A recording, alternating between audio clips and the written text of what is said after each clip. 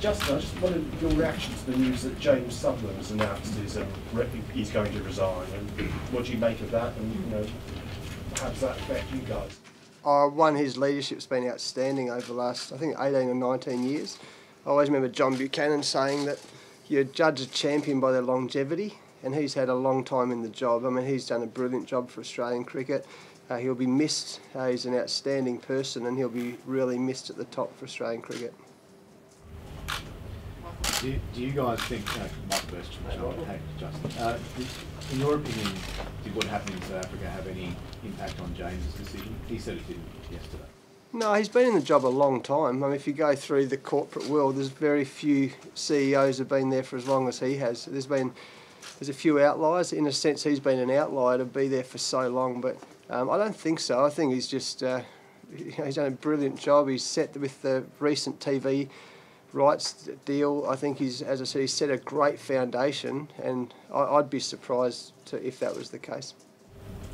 How did you pick the team up after the South Africa incident, and what's been your message to the players? Yeah, look, I guess South Africa's a really hard time for Australian cricket, individually and collectively. One of the things we always talk about, one of our values is learning from the past and being #1 learners. So as long as we learn from what happened and move forward, that's all we can do. I mean, there's no one in this room who hasn't made a mistake in their life. The boys made a mistake, and they've got a lot of learning to do. We all have. As long as we get better for it, then we'll be okay. One of the hardest things is always changing culture, isn't it? How do you go about doing that and taking it to a better place? Yeah, look, I think culture's the buzzword at the moment. Again, I know I'm carrying on with some rubbish here, but I remember Johnny Wilkinson getting interviewed once by Michael Parkinson, actually, and he said, Michael Parkinson asked Johnny Wilkinson, what made you such a great player? And he said, without blinking, you are the changing room that you walk into. And he talked about the great change room he walked into as a young rugby player. So we've just got to create the environment where it's a great change room, where the expectations are high, and all cultures is behaviours. So we've got to make sure our behaviours are really good on the field and off the field. And then you've got that word culture. If we've got good behaviours, then we've got a good culture and an environment for all our young blokes to thrive and become as good a player as they become, and as good a people as they can become. Dean, then that's it. Tim, there's been quite a rollercoaster ride of emotion in Australia after what happened in South Africa. What do you expect the reaction is going to be to your players in England from the fans out here, and how do you think you're going to be able to cope with that? Yeah, we've spoken about this. We think it's going to be pretty full on. We expect that when we come to England all the time. We cop a little bit of a ribbing, and this time we come probably with a bit more reason for them to do it. So look, we've spoken about it. We're looking forward to it, to be honest. It's about coming over here and enjoying playing cricket in England, which is exciting for all of us, and that just adds a little bit of extra spice, and I think it will make it all the more memorable when we go home. In a way, is it a good thing that your first cricket after that is in England, where the history and that rivalry is so strong, and I guess you'd expect abuse in inverted commas anyway, so is it quite good that you're in this environment? Yeah, I think so. We've got some guys here for the first time, and I suppose to be jumping straight in the deep end is going to be a great learning experience. We've already spoken about that from Justin, but as I said, we expect that pretty much everywhere we go now, and it's one of the challenges of international cricket, and sides get it when they come to Australia, so it's part and parcel of the game. The back, then Paul, then Joe. Hi Tim, Jeremy from Sky Sports. You've been saying that the age of berating and belittling is over. Does that mean effectively that the age of sledging is over, as we've known it with the Aussies? Oh, look, we've spoken about this. We want to be more respectful of the way we go about it, but we don't think we're going to change the way we play in a really competitive spirit. The thing that Justin's spoken about already has been the difference between abuse and banter. So certainly we're not going to be silent out in the field, but we're going to be speaking. We're going to be trying to put pressure on opposition teams and opposition players as we normally do. But as I said, there's got to be a respectful element of it, and we know what's right and we know what's wrong. So it's pretty simple, but certainly I'm sure you're going to hear us talking through the stump mic and see us talking on the ground. But it's up to me and Justin and our senior players to make sure that we stay on the side of banter and never go to abuse. And yeah, when I'm captain and Justin's coach, it's not going to be acceptable. It's an interesting word, sledging, because in Australia, sledging is actually a good word. Like, for example, and the guys have heard me say, if I play Uno, you play Uno in England? You know, the card game? Yeah. So if I play Uno with my daughter, there's lots of banter. We sort of sledge each other, but we don't abuse each other. And if I play golf with my mum and dad, we sort of sledge each other. We don't call it banter or sledging, whatever you want. So everyone talks about this word sledging, but there's a difference between banter and abuse. And abuse is no good. Doesn't matter if you're off the field or on the field. There's no room for abuse anywhere. But there's plenty of room for banter or what we call sledging. It's a fun part of the game, and it's actually part of the game. Like I say, playing with my daughter and she wants to beat me big time, and I want to beat her back big time. So we have a bit of banter or what we call sledging, but that's okay. That's all part of the game. But I never abuse her, and if she abuses me, that's trouble, Who wins that, Justin? Yeah, well, she's pretty good. I mean, all Australians are pretty good at it, and we take it so seriously about it. But when we step over, anyone steps over the line for abuse, that's not on. It's simple as that. And there's no line. It's simple as that. So the abuse and banter, or call it sledging, there's a massive difference there. Paul?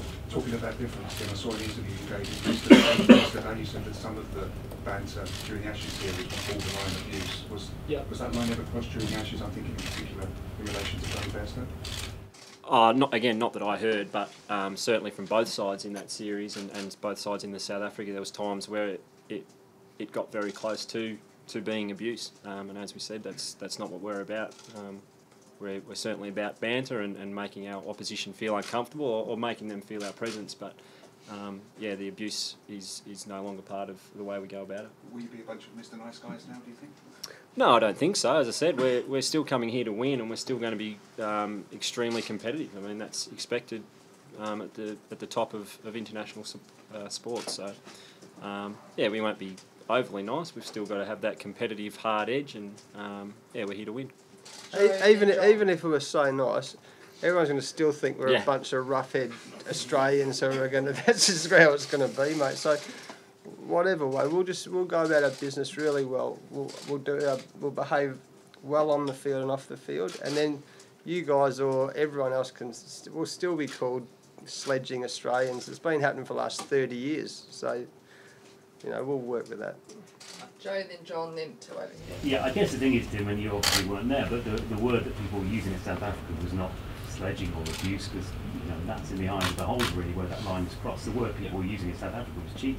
Yeah. So in that context, as Australia's captain, which is an esteemed position in the world of sport, everyone gets that. Are you here to restore Australia's reputation? I think we all are. Yeah, there's no doubt our reputation as a cricketing nation took a bit of a battering from South Africa, and that was really difficult for the players to come to terms with what had happened and what we'd done. But certainly coming to England now, having a few new faces, new coach, and just being here, getting back into cricket is a great opportunity for us to move on and show the cricketing world where we have made some changes. And again, they're not huge changes that we're making. It's just, I suppose, crossing the I's and dotting the T's on some things that had started to slip over a period of time. And again, being here, getting back into cricket is a great chance for us all to move on. Have you had to write this down in some sort of team code of conduct, or do you just hope the sort of culture you've spoken about will be sufficient? We have our values and we have our expectations, and that's really important. We go back to that word culture before. We have to do that all the time to live those. So we're really clear on, certainly as the coach, and passing on very, very clear what our values are and what our behaviours and expectations are. So in a sense, but the truth is, and I've also said this for 25 years, we can put all the fanciest mission statements and values, and we have the fanciest posters up on the wall, but if you don't live them, they're like toilet paper, mate. That's the truth. So yeah, they're written down, but it's now, the words are irrelevant. It's how we live them all the time that's going to be important. You're without two of your most experienced players in this sport, obviously without Smith and Warner. How are you going to cope with that loss, and who's going to fill the void? You got a magnificent voice. You should be on radio, mate. You should be in the movies. That's outstanding. Well, of course. I mean, in a sense, how do you replace David Warner and Steve Smith's runs and their experience? But the reality is that's where we're at. And it's almost like a cliche, but it's an unbelievable opportunity. If we want to come here and win the World Cup next year, we're going to have really good depth. We're going to have really good competition in Australian cricket. So it's really hard to get into the first 11. So it opens up some opportunities. As I said, it sounds like a cliche, and every coach will say the same thing when you get injuries or people out, but it actually is, and that's what we're selling our players on. This is a great opportunity. It's a good chance for us to build a team, and hopefully if those guys coming back into the team, they're going to come into a really strong team, and the competition for a place is going to be really tough.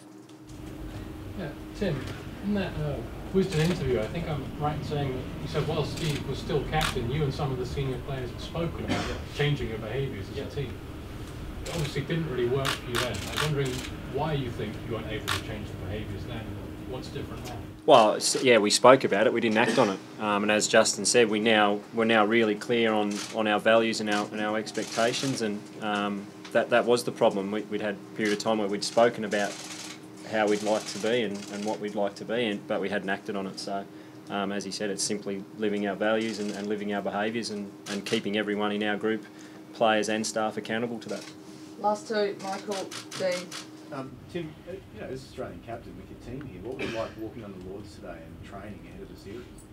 Yeah, we came in yesterday, firstly, but yeah, it was great. I haven't been here for about 8 or 9 years when I made my test debut, but I thought one of the things we first did was just walk a slow lap together, just to sort of soak it in, and the history and tradition that come here, and also sort of had a mention of the World Cup final here in sort of 12 months as I suppose a pipe dream for our guys to continue to work really hard towards. So to come here, yeah, there was no one else here, and to soak that up for a little while was great. Best place on earth, isn't it? Literally, I reckon. Oh, mate, what a place. Bellree, bud? Bellree? No, Bellree's rubbish. Lords is gold. This is the best place on earth, mate. And what about lunch? Tim, what about your on-field expectation? Not only Steve and David are out, but obviously your senior fast bowlers as well. You're up against the #1 one-day team in the world. Just how tough a challenge is that on the field, and realistically, can you win this series? Absolutely, we can. Yeah. As I said, it's an opportunity for other guys to come into particularly those batting spots and fill the void. And from a bowling sense, not having, I suppose, our big three here is a really great opportunity for some guys who are probably a little bit better than what people around the world know, to be honest. They've got some really good skills, we've got some good pace, and as I said before, we come here with some real confidence that we can certainly win this. We know the task ahead of us is enormous, and England have been playing some quality one-day cricket for a period of time. So again, it's a great test. We're going to know where we're at, but yeah, we don't see any reason why we can't win this series.